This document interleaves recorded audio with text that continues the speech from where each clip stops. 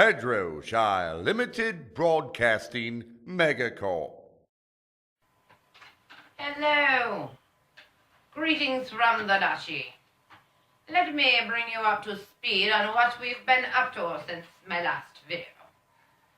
Now, the last video was all about Valentine's Day, which worked out rather well. The Duke actually ended up taking me to an Italian restaurant. I was surprised because the Duke doesn't like Italian food, and I've always said to him, why don't you try someplace other than Olive Garden for once and see, maybe you might like it better. So I'm not quite sure how he found this place. I suspect it was Lord Brooks' recommendation because it was over in Lord Brooks' neighborhood, outside of the Duchy. Anyway, he was very, very happy when we got there because I ordered the food for him because I knew what he would like. And his dish came and he says, also buco, that's like pot roast. Oh yes, I'm so happy. And then he had a Bocelli Sangiovese that he drank. And for dessert, he went with the cannoli and a glass of Fra Angelico. Now, as for myself, I was very pleased as well. I had frutti delle mare, one of my favorite Italian dishes. I can't tell you how exquisite it was. And then, when our server came around and asked for dessert, I said, I noticed a pastry case as I walked in. Is that one of the dessert offerings? And luckily it was. I had to go pick everything out of the pastry case that I wanted. The delicious little things. So that was Valentine's Day, and I just 2 thumbs up for Valentine's Day. It was wonderful this year.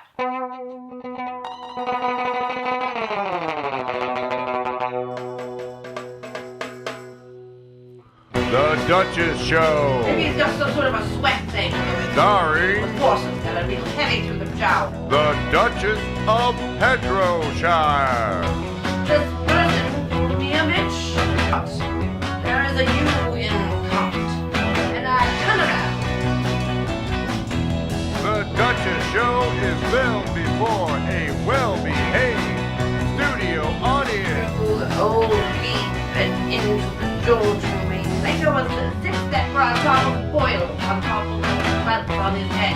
It's acne to turn into Godzilla. And I'm singing along and dancing in my chair. Oh, Mickey, you're so fat you do. My name is Mickey. I was just drinking heavily. Those are most of them are not doing that.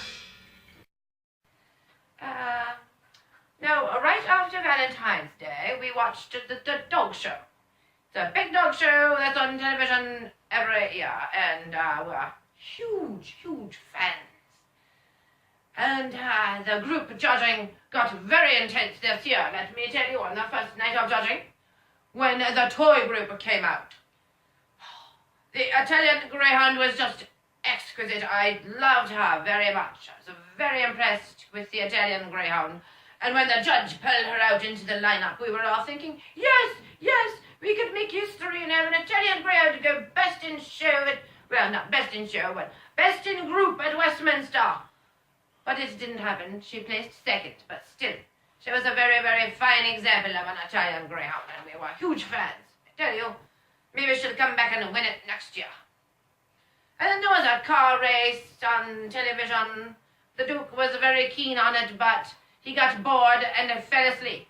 Well, what he should have done was just gone and taken his nap during the first 185 laps of the race, and then come back around lap 185, and then just watch the last 15 laps where everything exciting happened.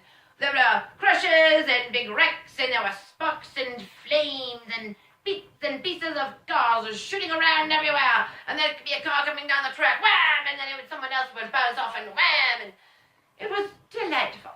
I had a great time watching it, and I can't recommend it high enough. Anyone who would wish to watch the Daytona 500 would do well to just go to lap 185 and start there. And now, I wish to tell you about a little experiment in democracy that happened here in the Duchy. I'm sorry if I look smug, but I will explain that later. we decided that since no one could decide on a name for the castle band, that we would just vote on the different nominees, and I had two of them. After the voting was over, I came out the winner. The castle band is now formally named Corporal Punishment and the Dogs of War, which I'm very keen on, and the Duke doesn't care for it, but it doesn't matter because I won. Everyone else loses, and this is fabulous. I love democracy. But anyway, our experiment in democracy is over. The Duke said to me, "Georgina, I don't care for that type of behavior. We are going back to a dictatorship, and I'm going to make all the decisions around here from now on. Democracy is over. I don't like it. It's ugly and offensive. So, due to my obnoxious behavior during this democratic experiment, I ruined it for everyone, but that's how democracy works these days. So there you go." The Duchess Show is brought to you by the United Biscuit Company, the makers of Twiglets, and Classic Tips and Sales, and Daytona Bloodstock Agency. Right now, I would like to move on to my favorite part of each and every show, the book review. The book I have chosen for this week was popular quite some time ago, and I read it back in the day when it was popular. It was written by Emma McLaughlin and Nicola Krauss, based on some of their experiences as nannies for families in New York City. Now, I must say, as a person who has employed nannies over the years, I completely disassociate myself from Mrs. X, all of her behavior, and everyone she knows and is related to. They were all horrible, awful, ridiculous, nasty people. And I feel bad for the nannies who had to work for them. I liked the book. I think Nanny was a bit of a saint to put up with everything she put up with. I would have, at that point started taking out little revenges, but then that's just me, and I probably should never be a nanny, at least not if anyone doesn't want, something bad to happen to their carpets or whatever. Anyway, that reminds me of one of our nannies that we had. Now, I don't know if you'll realize this or not, but the Duke and I have children. Yes, we do. They're grown up now, so you don't see them running about screaming and breaking things. It's because they don't live here anymore. And they're all over the age of 20 now. So, of course, I had to provide the Duke with an heir. So, knowing me, I did that right off the bat. Very first one, big, healthy boy, and his name is Lionel George Henry Michael Ponsonby Cooper. He is 32 years old now. He is employed at Sotheby's as a specialist in pre-Raphaelite paintings, William Morris and Company, textiles and wallpapers. He gets that from me, I believe. Or, nature, nurture, whatever. That comes from me. Now, when he was a child, his nickname was Toddles, because he was an adorable toddler. Just couldn't find a cuter toddler at the time. Perhaps now there are cuter toddlers, but that was back then, so everything's better now. At any rate, he had an odd proclivity for eating paste as a small child, and the Duke was very disturbed by it. He was like, "Why is he eating paste?" And I was like, "Well, don't ask me. No one in my family's ever been a paste eater." And I looked at him and he was like, "Oh, well, no one in my family's ever been a paste eater." So after the denials of paste eating, we can move on. Sometimes domestic life is just absolutely exhausting. At any rate, after the heir, I did provide a spare because I found out that I was really quite fond of babies. So then along comes Rupert Andrew James Charles Ponsonby Cooper. He's 29 years old. He works for a bank on the Isle of Man, which is not something I can really brag about so much, like the mothers who have children who work in the banks in London or the Bank of Scotland or the Bank of England, any of those, but it does provide him with some rare opportunities to meet individuals like South American narcos, organized crime figures, and politicians, other types of people who have offshore assets that they wish to place in banks on the Isle of Man. He also, living on the Isle of Man, this is a good thing for him because he is one of those crop rocket racers, you know how they do that, and they have a huge race every year on the Isle of Man, and if he doesn't crash, then, you know, he completes it, but he's generally never won it that I can recall. He inherited my ginger hair, so as a child his nickname was Gingerbits. And he used to suffer a great deal from sinus infections. You'll see he would have lentils up his nose quite frequently, and that caused some very severe problems for us, I can tell you. Now the third child, who is also the second spare, as it works out, I said to the Duke, well, you know, we can always have a second spare. She was like, well, yes, Georgina, I suppose, all right. We'll go ahead and have a second spare. Nothing wrong with that. So that's where we get Nigel Edward William Alfred Ponsonby Cooper. He is 27 years old, and he is a barrister. He is hoping to be elected to House of Commons as a member of Parliament, so that way I will have a member of Lords and a member of Commons in the same family. And, you know, that's always a bit of something you can brag about. His nickname as a child was Jaunty. We called him Jaunty. But he had this terrible habit of breaking bones and getting himself hurt and spouting blood and horrible things like that. And I became quite concerned that we would be suspected of child abuse. And I was like, oh no, Child Protective Services are going to get involved. This is terrible. But the best thing is, when he went away to school, he continued on down that path of puncture wounds and, you know, bleeding arteries and veins and bones sticking out of the skin at odd angles and things like that. So at that point it was clear that we were not doing it to him. So he did us a great favor there, and we'll always appreciate him for that.